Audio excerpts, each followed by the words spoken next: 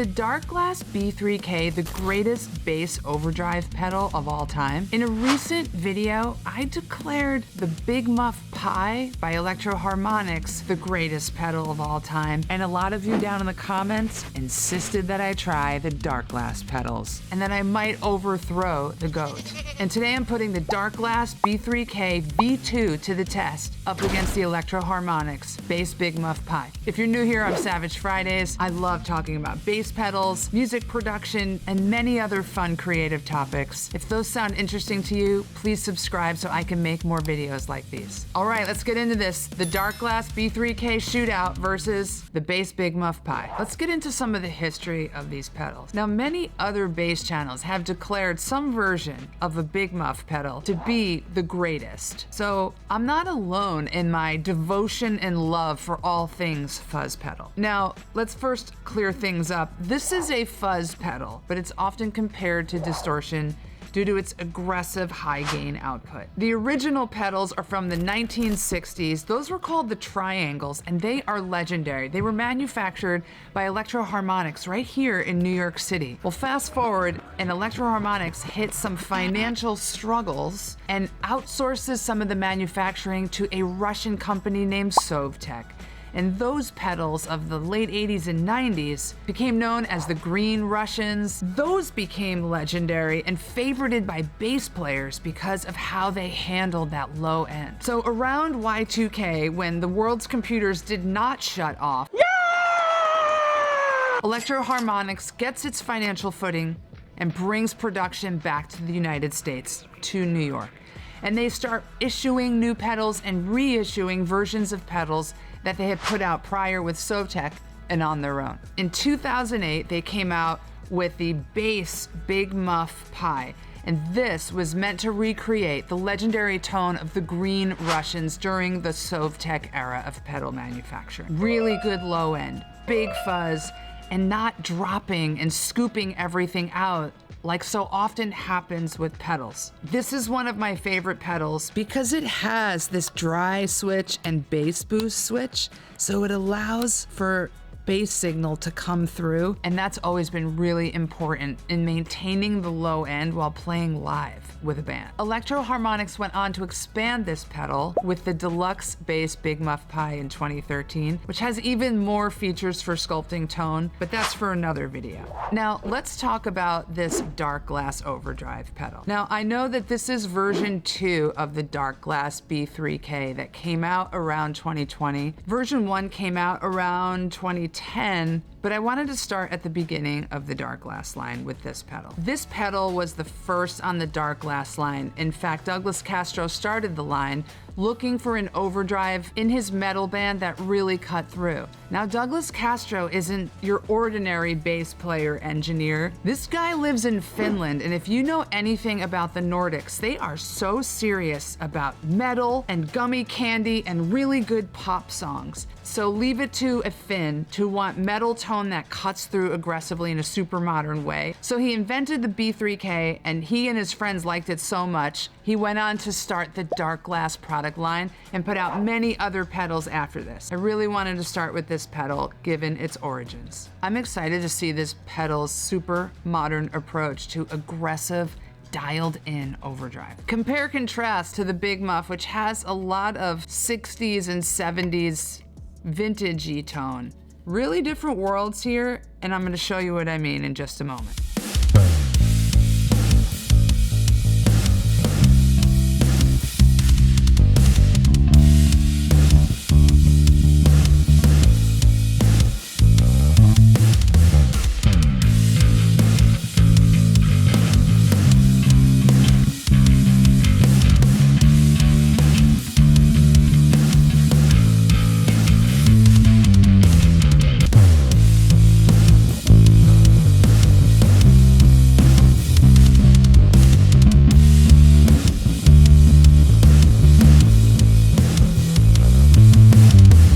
Okay, so this is V2 of the B3K overdrive. This pedal started with a blend level drive, and then for V2 they added this tone knob and put this mid boost and grunt into the mix here, which I love. I love how smooth this button pushes. So let's try dialing in. Let's just crank drive all the way and see how that sounds. Love that.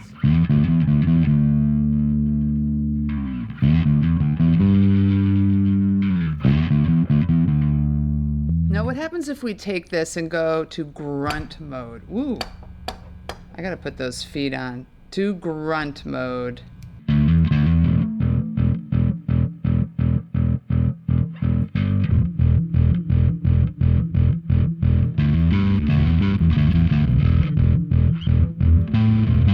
There's definitely more low end on the grunt mode, which I love. Let's dial this drive back to 50. Push the level a bit, push the blend up to 3 o'clock. So that has less drive, but still has some girth, which I love. Hey, that's what she said. Cleaner tone for sure, taking this drive back, but gives it a whole lot of boost. Here's clean. Here's blend, level, and drive and tone at 50%.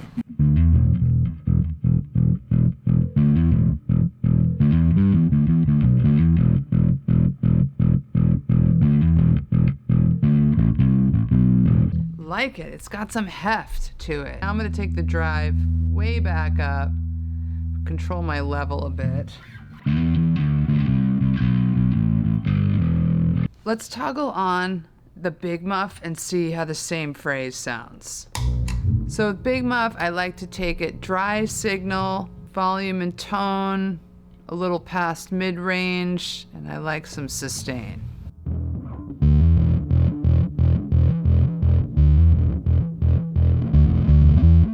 There's just a lot of teethiness to that.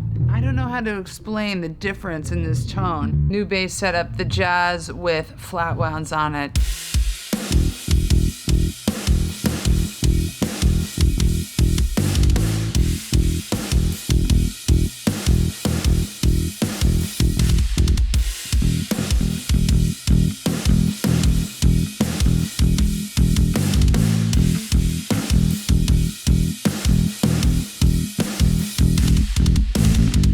Turning on the Big Muff.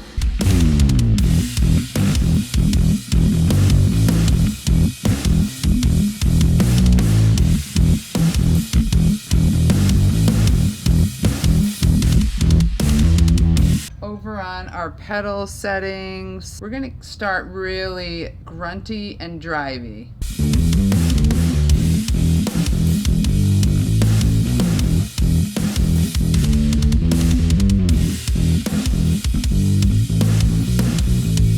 Okay, let's try taking the drive back, the grunt off, but getting some level and tone on this.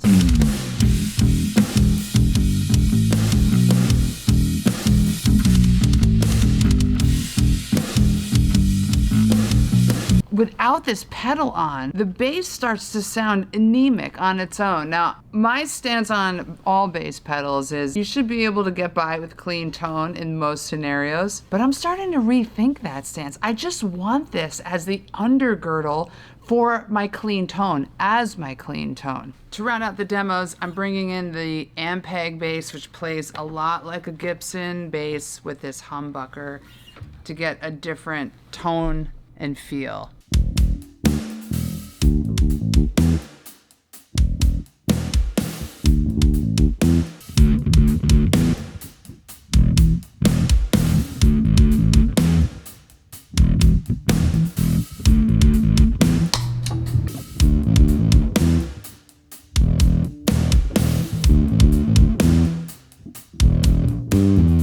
So how does the Darkglass B3K stack up against this legendary Big Muff Pi? Well, let's break it down. This is fuzz heritage. Gives you that woolly, sustained tone with a lot of scooped mids. But this is a one-trick pony, if you ask me.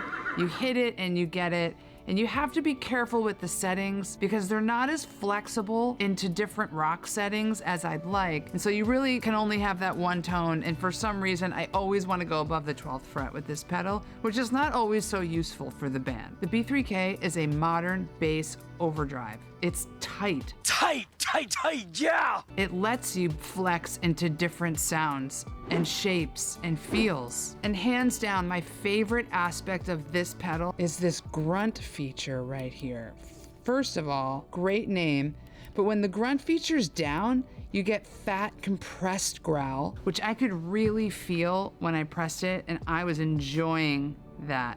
I also love the mid boost here. You can really get a distinctive boost in the drive, which is great because these pedals are notorious for cutting mids out completely. Also, the option to have blend tone, level, and drive controls on this pedal is a game changer because you get to articulate exactly what you want and what you don't, giving you that range to play within, unlike the one-trick pony Big Muff Pi pedal. I guess the verdict is in and you can say, I'm completely converted. How did I sleep on Darkglass all these years? I don't know. But thank you to all in the comments who insisted that I try Darkglass pedals and see if they deserve a spot on the pedal board. Thank you so much for watching. Hope you enjoyed this video, and let me know below which pedal you think is the greatest of all time when it comes to overdrive, fuzz, and distortion.